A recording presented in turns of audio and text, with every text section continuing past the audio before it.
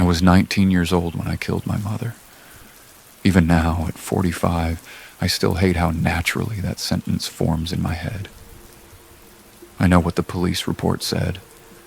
I know what the lawyers, the doctors, and every well-meaning relative told me afterward. Wet road, poor visibility, no alcohol, no speeding, an accident. But memory does not care about official conclusions. Memory is emotional. It takes one moment and traps you inside it forever. For years, I could replay those final seconds with perfect clarity, the headlights reflecting against the rain, my hands tightening on the steering wheel, my mother turning toward me just slightly, the violent sound of metal crushing inward. I have lived more than half my life since that night, but some part of me is still 19 years old, sitting in the wreckage, waiting for someone to wake him up and tell him none of it happened. My mother's name was Elena. She was 43 when she died, which is strange for me to say now because I'm older than she ever got to be.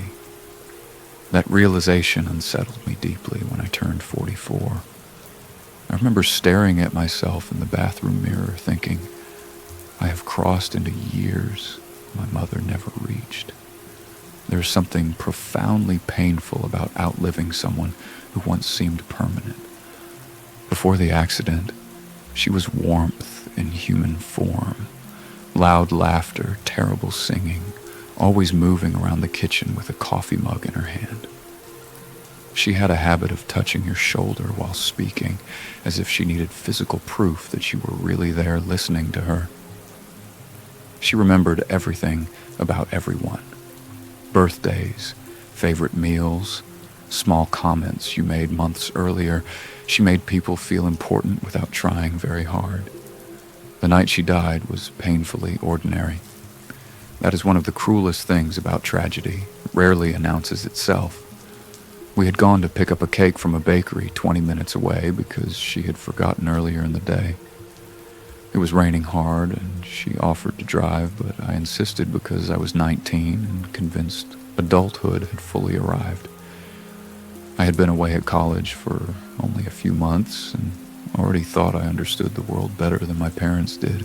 She sat in the passenger seat, making fun of my music choices while rain hammered against the windshield. I remember pretending to be irritated even though I secretly loved those moments with her. Then a truck ahead of us braked suddenly near Miller's Bridge. I swerved instinctively. The tires lost traction on the wet road. People imagine car crashes as chaotic explosions of noise, but in my memory it happened almost silently, like time slowed down just enough for terror to become clear. We hit the guardrail first, then the passenger side slammed into a tree. I survived with bruises and stitches. My mother died before the ambulance arrived.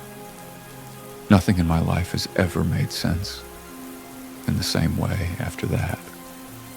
At the funeral, people looked at me with a kind of careful sadness that made me feel even worse.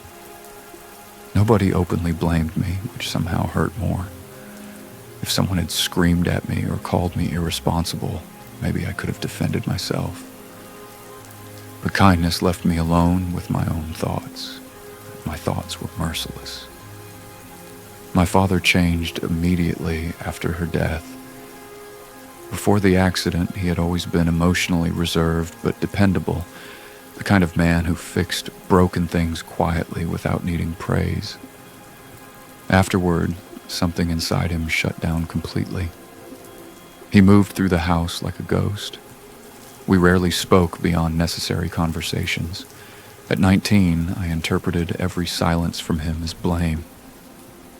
Looking back now, I think he was simply drowning in grief and had no idea how to reach anyone, including himself. My younger sister Claire reacted differently. She was 16 then, emotional and angry in the raw, honest way teenagers can be. She slammed doors, skipped school, screamed at everyone.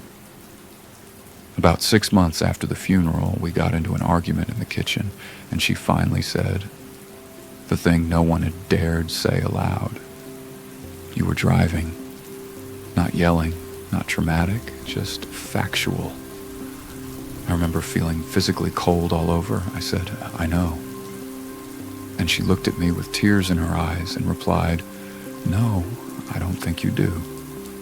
That sentence stayed with me for years because part of me believed she was right. I thought if I truly understood what I had done, then I deserved to suffer forever. Any happiness afterward felt almost disrespectful to my mother's memory. Throughout my 20s, guilt became my identity. I carried it everywhere. I sabotaged relationships because I felt dangerous to love. I drank too much. I drove recklessly sometimes, not because I actively wanted to die, but because part of me no longer valued my own safety very much. Every good thing that happened to me came attached to a quiet voice asking, "Why do you deserve this when she doesn't get to live anymore?" I never spoke honestly about the accident.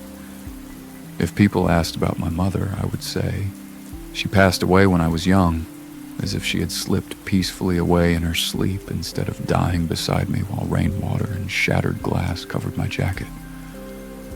Certain things triggered me without warning.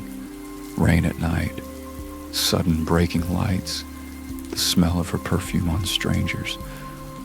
Once, when I was 27, I abandoned an entire shopping cart in a grocery store because a woman walked past wearing the exact perfume my mother used to wear.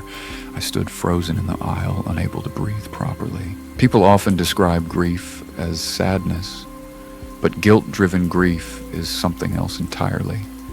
It becomes a courtroom inside your own head. Every memory becomes evidence against you. The hardest part was how isolated it made me feel.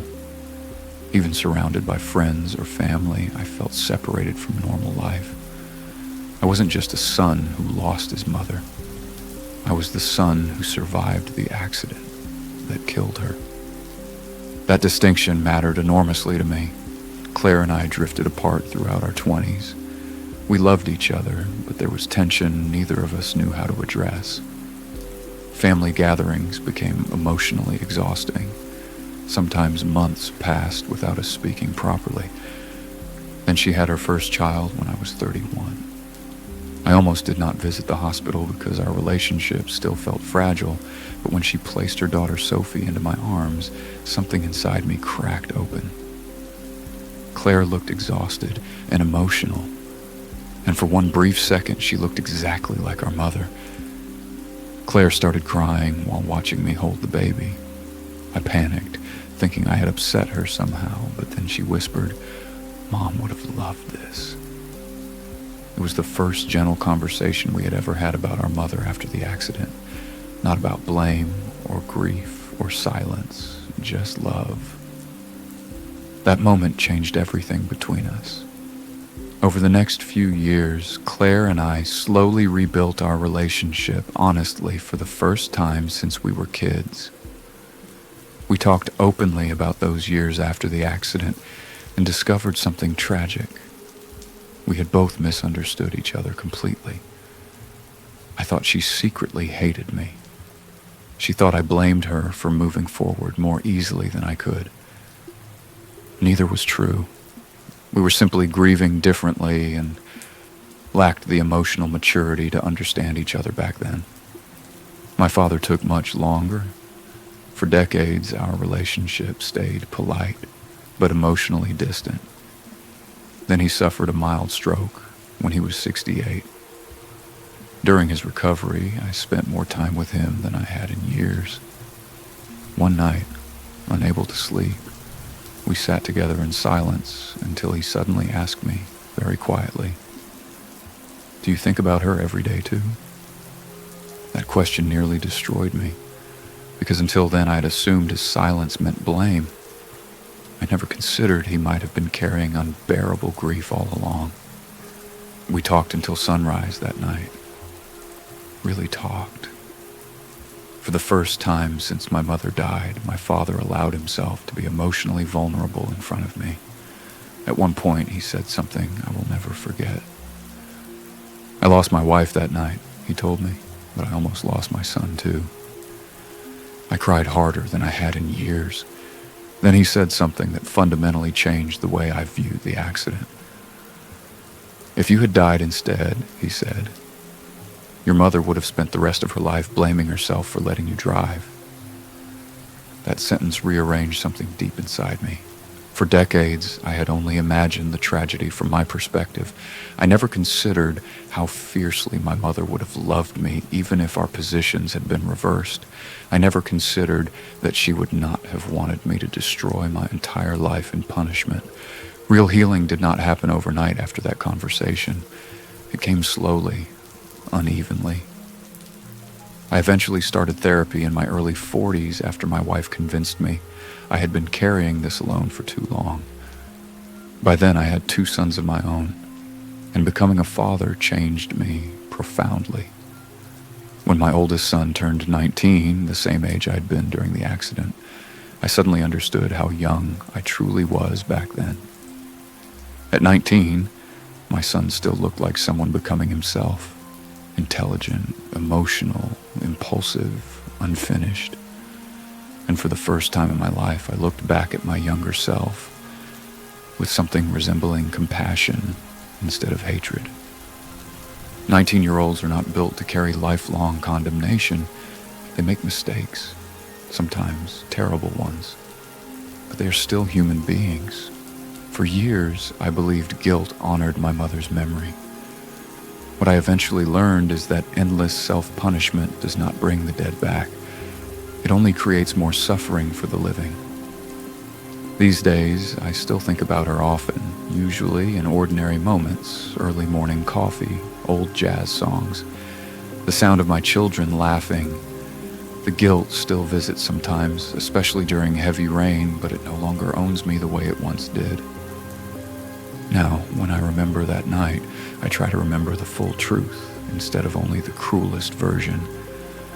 The full truth is this: I loved my mother deeply.